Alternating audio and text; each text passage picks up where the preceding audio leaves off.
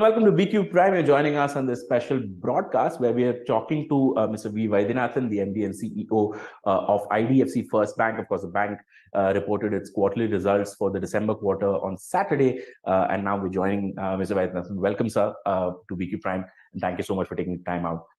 So quickly, firstly, this 2x rise in profit, I just wanted to get a sense from you. How is this coming through? What exactly contributed to this profit growth? Very simple actually, because our operating leverage is now kicking in, meaning that the loan book has grown by 25%, but the operating profit, core operating profit, NII plus fees minus OPEX, we call it core, no treasury. Core is up 70%. So how can core go 70% and loan book grow 25%? That's coming because the operating leverage is coming in. So that then provisions are very modest. And that has become profit. Okay. I saw that the retail book is of course contributing quite strongly to your loan growth of 25%, of a 36% rise in the retail portfolio. Is this sort of there is the culmination of all these years of effort towards focusing on the retail SME piece? Is that showing up now? It always is like that, Any success today is maybe worked on 4 years ago. So yes, more than growth, frankly, every bank is growing at 20% plus these days on retail loans, and blend is about 17 for the country overall credit. So it's not so much the growth; it is the fact that the bank is doing this at a very low credit cost, and that is a matter of something we are very proud about. You see, our gross NPA of retail has now come down to 1.7%. Right. Net NPA is 0.7% net, and our own internal now target we are shooting for is actually 0.5% net NPA. Okay. So that is something for us to be really very proud about. Talking about the retail quality of the retail growth, I'm just curious to understand. There is talk of sort of a macroeconomic slowdown. Some countries going into recession. India's story has been pretty resilient all through. But do you think that at some point in time, some of those effects will start showing locally as well? See, we should always be very careful in lending because you can never let your guard down. But one very important thing to note is actually India has gone through 5 distinct credit, let me say, crisis over the last 12 years, to my memory. 10 to 14 was that economic slowdown of the interest rates rising and all that.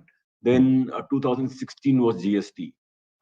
2016 was the demonetization. It's a big event. 2017 was GST. It was a big event. 2018 was the ILFS crisis. 2020 was COVID. There is something resilient about the retail customer because they're very bothered about the credit bureau scores, and there's something resilient there.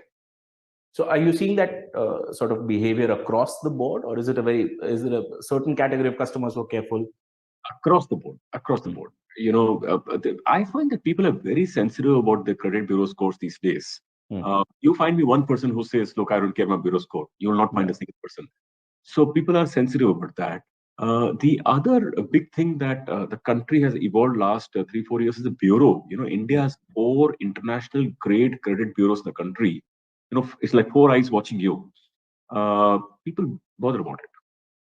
Coming back to the business side of the story, and of course, you have raised your provisions, and it's about 77% of PCR that exists on the book. Do you think this is enough to take you forward in the next leg of growth, or maybe you need to add a little more buffer going ahead? 77 is pretty good. On the retail side, people normally keep on the wholesale side, but on the retail to keep 77, like top class standard. But the more important thing is that we find the need for, we intend to stay this way. We cannot go to drop our guard. At all. Once we achieve this sort of a provisioning coverage ratio, we don't come down. But the important thing is that our provision requirement as such, these days, hold your breath, is as low as just 1.2% of the average book. Now, annualized. Now, I think that's pretty good actually for the kind of business we do.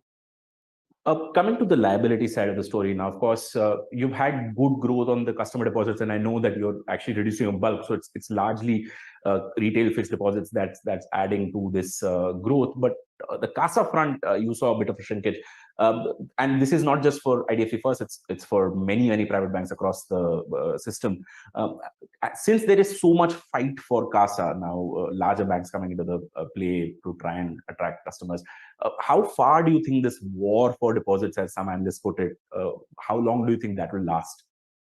It'll last a while, because you see the credit growth is coming at 17 and your deposit is growing at 10 or 11. Yeah. You notice that there will be a pressure on deposits for a while. But it's a good thing, because there'll be enough competition and people will put more efforts to get the deposit and so on. From our bank point of view, we are really very happy with our deposit growth.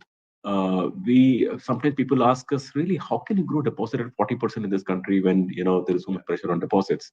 And that too, we're not paying great rates anymore. We pay good rates, but I can't call it out of the ordinary. You think of it like the big pack of the big four. Let me say ICICI, HDFC, Axis, Kotak. Think of them as some similar rates. Then you find the next tier banks, IndusInd, Yes Bank, Our Bank, Bandhan, etc. So we are in the middle of the pack. So that's like normal, like many banks are paying it. But then I do believe that our bank we are putting a lot of effort on customer service, customer retention. We almost like fall all over to please customers. I think that a good culture, a good institutional image, and then of course it plays back. It pays back. Yeah, I was just about to come to that. So, how much do you think interest rate versus? Interest rate was obviously necessary. People do want better returns considering the inflation. But how much do you think customer service plays a role into ensuring that your deposit growth is higher than your peers? Very. I told you, interest rate we're paying like the market. In fact, our interest rate has come down. We used to pay 7% on the first rupee. Now going up to 10 lakhs, we pay only 4%. Now we are 4. Maybe the top banks are 3. It's not like a massive difference, but still money is coming.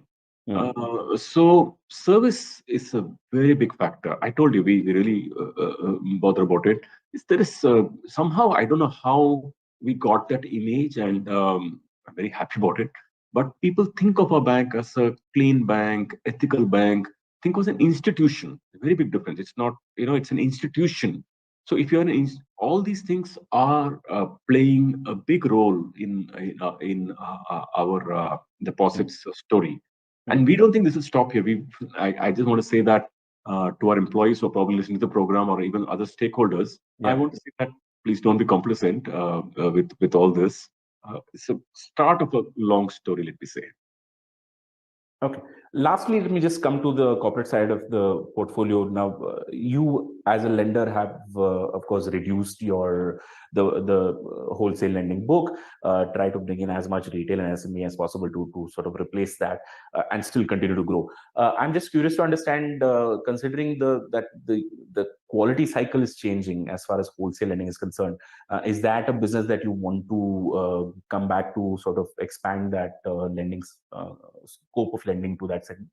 No, we like it. There's nothing wrong with the business conceptually, and we're doing it also. After all, we're growing the book, corporate book. We don't want to grow infrastructure, but corporate we're growing also. So, but end of the day, we have a very unique specialization in the way we do. We've been growing something for like 12 years now, and good asset quality and all that. So let me just say, retail and commercial business will be our specialization, will be the large part of the book. But corporate will like it for many reasons. I mean, not just the income, but also the relationship, and also the salary accounts and trade and FX and all that. Okay, fair enough, sir. Thank you so much for taking your time out and speaking to us. Thank you. Thanks for this call today, and to all your listeners, I want to say that our bank is on a really good track. Watch out for our bank. Thank you. Thank you so much, Mr. Vaidyanathan. Thank you.